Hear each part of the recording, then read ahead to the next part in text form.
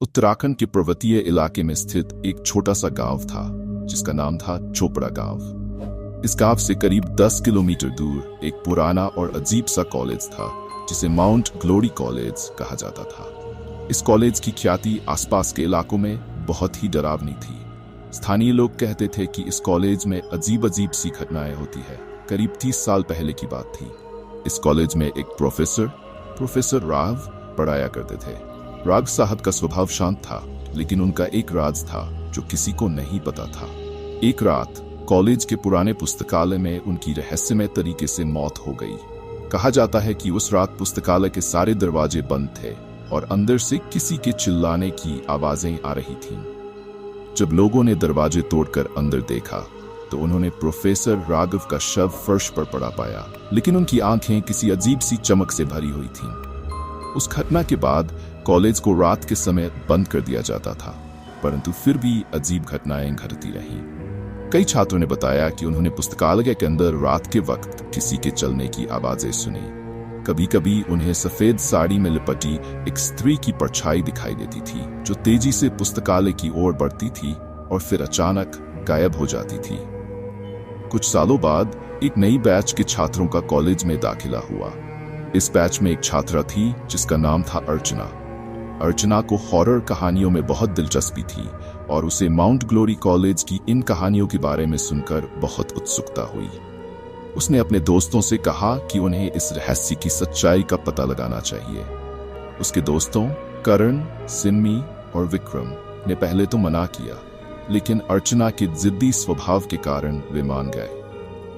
उन्होंने योजना बनाई कि वे एक रात पुस्तकालय में रुकेंगे और देखेंगे कि वहां क्या होता है। रात के समय जब सब लोग सो चुके थे, अर्चना और उसके दोस्त चुपके से पुस्तकालय में चले गए। वे टॉर्च और कैमरा लेकर गए थे ताकि हर चीज को रिकॉर्ड कर सके। पुस्तकालय के अंदर घुसते ही उन्होंने एक अजीब सी ठंडक महसूस की, जैसे वहां की हवा भारी और ठंडी हो। कुछ देर बाद वे सभी एक टेबल के पास बैठ गए। पुस्तकालय में चारों तरफ अंधेरा था और केवल उनकी टॉर्च की हल्की रोशनी ही थी। अचानक हवा तेजी से चलने लगी और पुरानी किताबों के पन्ने अपने आप उलटने लगे। विक्रम ने टॉर्च घुमाई तो उसने देखा कि एक किताब अपने आप खुल गई थी। उस किताब के पन्नों पर खून के धब्बे थे।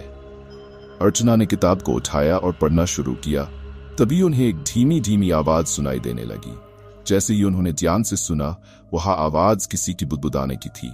आवाज धीरे धीरे तेज होने लगी और अब वह साफ सुनाई देने लगी। राघव, राघव, राघव। करण ने तुरंत कहा, हमें यहां से निकलना चाहिए, लेकिन अर्चना ने उन्हें शांत रहने को कहा। तभी अचानक एक जोर की चीख सुनाई दी और सभी ने देखा कि एक सफेद साड़ी में लिपटी महिला उनकी ओर बढ़ रही थी। उसकी आंखें खून जैसी लाल थीं और उसके चेहरे पर गहरा गुस्सा था। अर्चना और उसके दोस्तों के दिल की धड़कनें तेज हो गई। वे डर के मारे कांपने लगे। सिम्मी ने जोर से चिल्लाया, भागो, और वे सब दरवाजे की ओर दौड़ने लगे। पर जैसे ही वे दरवाजे तक पहुंचे, दरवाजे खुद ब खुद बंद हो गए। अर्चना ने हिम्मत नहीं हारी।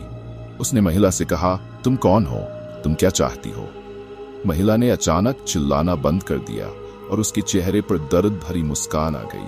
वह बोली, मैं राघव की पत्नी हूँ और मुझे मेरे पति की आत्मा को शांति चाहिए। उन्हें इस पुस्तकालय में कैद कर दिया गया था और मेरी आत्मा भी तब से भटक रही है। अर्चना ने पूछा, हम आपकी मदद कैसे कर सकते हैं? महिला ने कहा, मेरे पति को इंसाफ चाहिए। उन्हें मारने वाला अभी भी जिंदा है। उसे सजा दिलाओ और मेरी आत्मा को शांति मिलेगी। अर्चना और उसके दोस्तों ने महिला की बात मानी। उन्होंने प्रोफेसर राघव की मौत के बारे में जांच शुरू की और पाया कि उस समय के कॉलेज के एक ट्रस्टी ने लालच में आकर उनकी हत्या कर दी थी। अर्चना और उसके दोस्तों ने उस ट्रस्टी के खिलाफ सबूत इकट्ठे किए और उसे सजा दिलाई। उसी रात कॉलेज के पुस्तकालय में एक अजीब सी चमक फैल गई और वह महिला मुस्कुराते हुए दिखाई दी। वह बोली, धन्यवाद, और फिर वह अचानक गायब हो गई। उसके बाद से माउंट ग्लोरी कॉलेज में कोई भी अजीब घटना नहीं घटी, लेकिन लोग अब भी उस कॉलेज की कहानियों को याद करते हैं और अर्चना और उसके दोस्तों को उस भयानक रात की याद दिलाते हैं जब उन्होंने एक आत्मा को शांति दिलाई थी।